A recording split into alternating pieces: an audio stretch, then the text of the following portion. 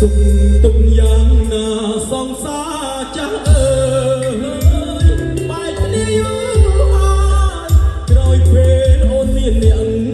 ថ្មីចោលសង្សារក្រលិនគូក្របីស្រវាអ្នកថ្មីព្រោះតែដល់ឡាឃើញគេកាន់ស្គរចិត្តលោអូនលេ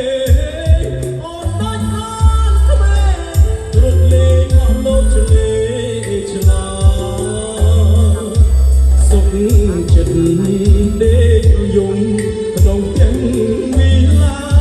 ក៏មិនប្រាថ្នាសាច់ក្នុងតោដែរអូនហ៊ានមកឆាត់បាត់ភាពស្មោះសរ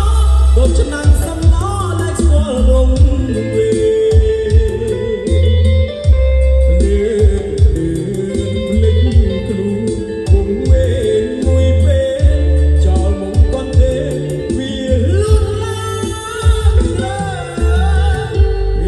គេនៅស្នេហ៍ហើយដូចសត្វត្រី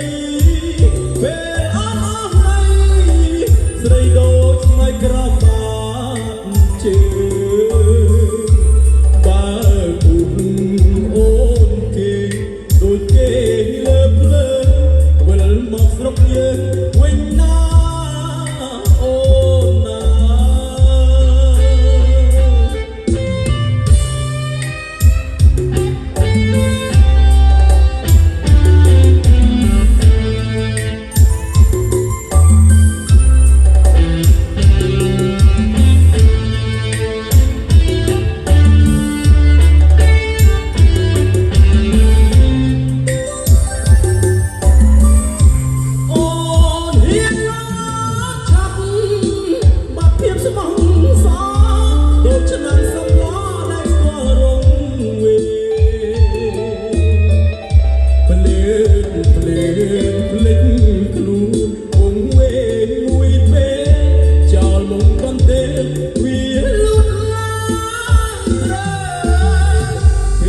គេនៅស្នេហ៍